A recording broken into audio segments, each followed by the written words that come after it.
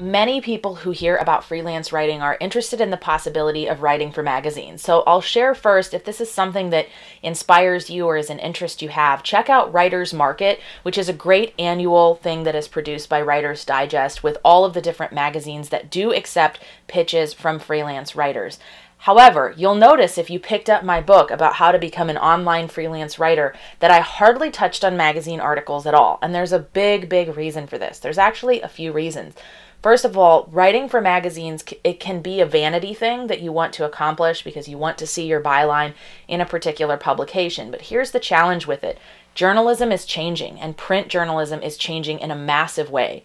More traditional journalists are being pushed out of their positions or are taking on freelance work to fill the gap for the fact that they're not being paid very well working in the newsroom or working for magazines. So that means there's more competition than ever. That's problem number one with magazine writing. Problem number two with magazine writing is it takes forever to get paid.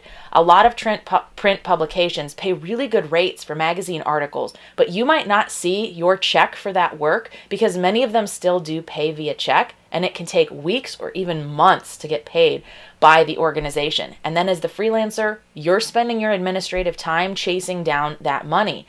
You also have to come up with new pitches every time you contact a magazine.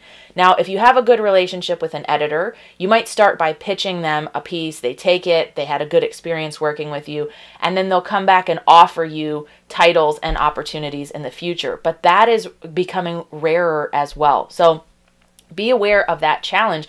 Personally, I'm not waiting 90 days to get paid. We live in a digital age. It's really ridiculous to wait up to 3 months for a check to be mailed to you. But a lot of these magazines still run old school with paying via check. Some of them pay online, but they might still have a really slow turnaround. Whereas online writing for businesses means you can send invoices, get ACH direct deposit right away. PayPal money is in your account in PayPal immediately. If you have certain PayPal accounts, you can transfer that money to your PayPal business debit card, your bank. Sometimes instantly it can show up. And there's really no excuse for a client to not pay when things are set up that way.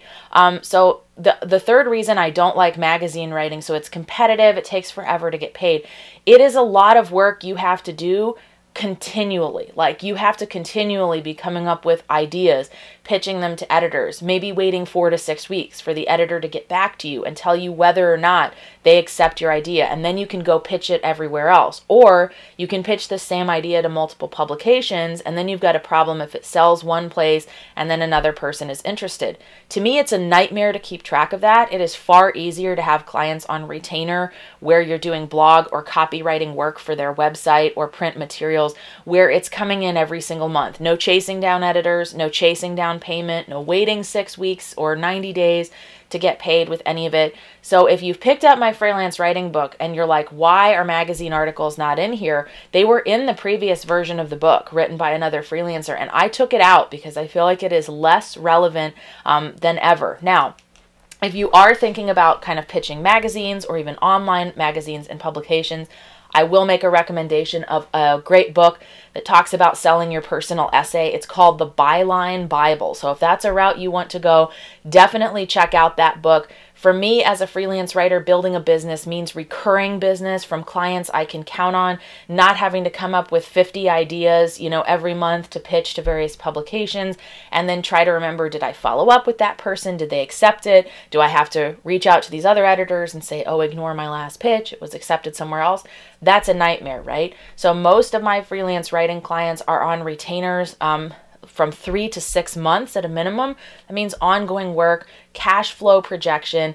My oldest client is still working with me on retainer, 6 years of working on retainer, way more valuable to me than having to come up with brand new ideas that might or might not sell to a industry publication or to a magazine every single month. So are there people still making money with magazines? Sure, there are. I was at a writing conference a while ago, and there was a speaker talking about getting bylines and features in magazines. Now, I was sitting right next to this person, so I saw the actual magazines that they were referencing and talking about landing magazine work. Most of them are out of print, and all of them were from 1995. I'm not even kidding. 1995 was in all 5 publications that this freelancer was talking about. That's a long time ago in 2018, 2019 to be talking about work that was sold in 1995. Magazine writing is not the same as it was in the 90s or even the early 2000s. So it's changed a lot. When you hear people talking about freelancing and pitching freelance work, please make sure it's relevant, that they are talking about something that sells today, not 20 years ago, 30 years ago. That information is outdated. It's a big reason why the version of the freelance writing book I just authored with Entrepreneur Press is very much focused on the online market and recurring revenue, because I want to bust that myth that all freelance writers are starving artists. They're struggling to make it. They don't get paid. You know, this is just like you have to give up your ability to earn money to be a freelancer and for your art. That is not true. So if you pursue the model of ongoing retainers with freelance writing clients, it's not only a lot easier, it's a lot more lucrative, and it's a lot simpler to break into when compared with traditional magazine writing. So if you've listened to all this and you're still like, you know what, I still want to be published in Glamour or 17 or, you know, whatever publication you're interested in, check out Writer's Market, and then also check out the Byline Bible. Those are great resources for you, but you will not find magazine article writing in my book.